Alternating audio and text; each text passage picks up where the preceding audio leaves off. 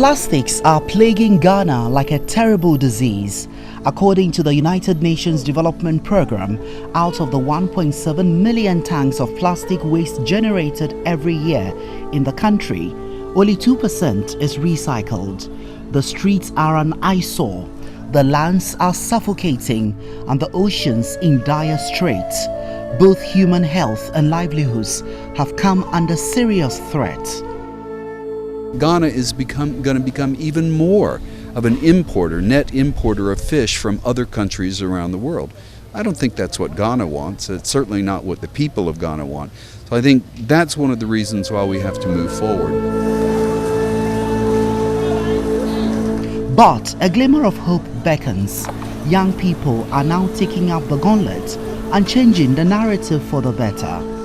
One of the core services we do is, as you are recycling. Meet Kweku Tebri, a 24-year-old university graduate, the brain behind Insuo, a digital platform built for a sustainable business with a goal of eliminating plastic pollution. What we're trying to do is to sort of establish a responsible water plastic recycling. You consume water, you get rid of the plastic. You don't know how the plastic gets rid of. You know, there's also this thing called microplastics. A lot of the plastics we don't recycle end up back in the water we consume. So we're trying to establish a trend. We're trying to be part of the circular economy movement so that we can catalyze that kind of growth.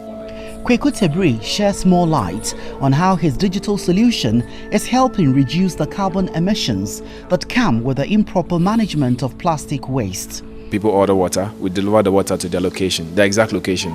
We're using Ghana Post GPS to find out people's exact location. And then after they're done consuming the water, instead of discarding the plastic, how they don't know, we go back to the locations and we pick up the plastics.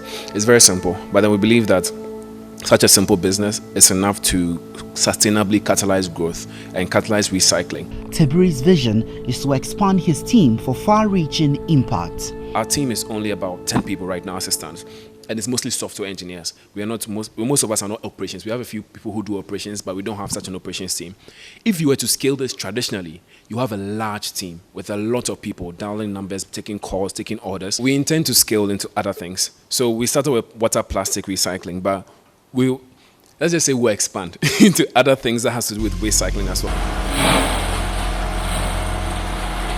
At Abelenkpe, a suburb of Ghana's capital Accra, we come across another trash ambassador, the famous trashy bags. Plastic sachets whose contents have been emptied and left on the ground by consumers are transformed into a wide range of reusable products such as school bags, shopping bags and utility bags. My name is Elvis Abulua. I work as the Assistant Director, Trashy Bags. What we have done in a very innovative way is to find solutions to the problems that we have with plastic by giving value to the material and then transforming them into, also when we buy them, into making different kinds of bags and products.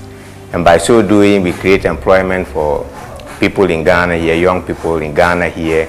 At the same time, also more awareness is created in schools and also in public places about the need to recycle and then have a cleaner environment. Here, plastic waste are adorned with local fabrics to give the product both global and domestic appeal.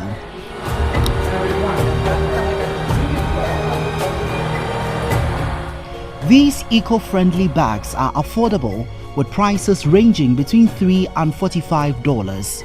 The bigger part of our market, over 80%, comes from Europe and the developed world.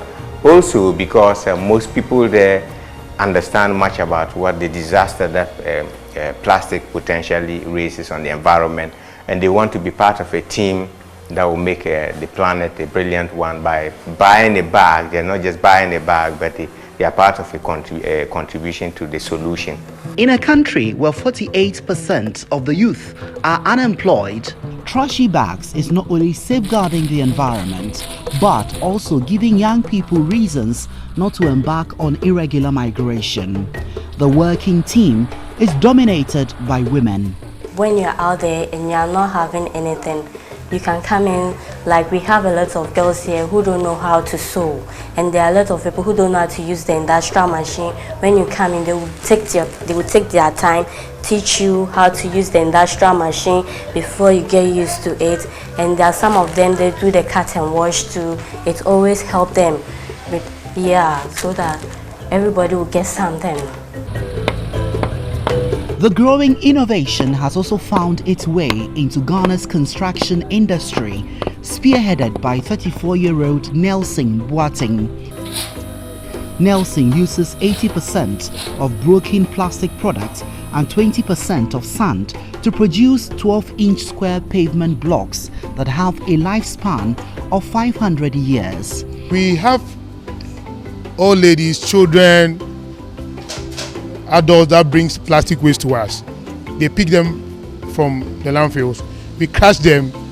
Depending on where we want to lay the block, that's if you want to lay it on the main road, we need 40% of the sand and 60% of the plastic waste, all kinds of plastic waste to do it. We crush them, we mix them, then it will be sent to the extruder where it mixes and turns the mixture into paste. We put it in a mold, then we press it under hydraulic press to get the shape and the design on it. With a current production capacity of 200 blocks per day, Nelson is helping fix the country's pothole-ridden pavement as well as providing jobs for Ghana's teeming unemployed youth. One thing is clear. These trash ambassadors will not relent in their quest to secure and sustain the environment. They hope their exploits will galvanize more young people into climate action. So I feel like even if it's not where we want it to be, it will get there. It's going in the right direction. If it was going in the wrong direction, I'd be concerned. But I feel like there are people who truly believe that young people can do things, and they see the opportunities, and they see when I see problems in Ghana, I don't complain. I see them as opportunities for people to innovate. Currently, pressure is mounting on government to ban single-use plastic, akin to other African countries like Rwanda and Kenya. But the United Nations Development Programme believes the country needs to hasten slowly. When we say single-use plastic, what plastic are we referring to? Because there are so many types of plastic, so you have to define that. Number two, how do you assess the impact on society and economy of what a ban, potentially have, and what are the affordable alternative solutions that you will put in place? So, for example, sachet water is made of plastic. So, if, for example, you want to ban that, but what is an affordable alternative solution for people to have access to water, right? Number three, if you want to have a ban, you need to enforce it.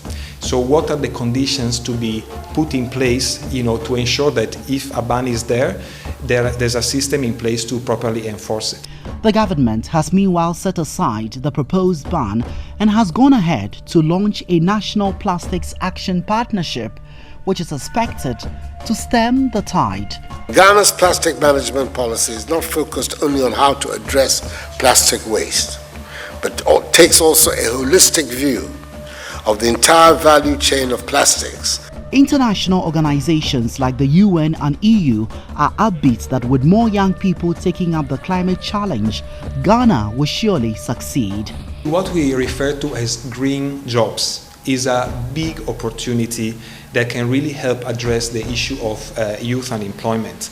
And if we take, for example, the plastic management policy, is trying to use technologies and bring innovation, which also would have the effect of employ young people, everybody, but especially young people, in what we call as green jobs. So not just by creating jobs, but also for a sort of employment that is also good for the environment. At the just ended 2019 UN Climate Change Conference, COP25 in Madrid, Spain, global leaders agreed in unison that radical collaboration is needed urgently to tackle the growing plastic crisis. This collaboration includes government, private sector, civil society organizations, indigenous communities, young people, individuals, and most importantly, you and me. Reporting for GH1 News, I am Ridwan Karim Dini-Osman.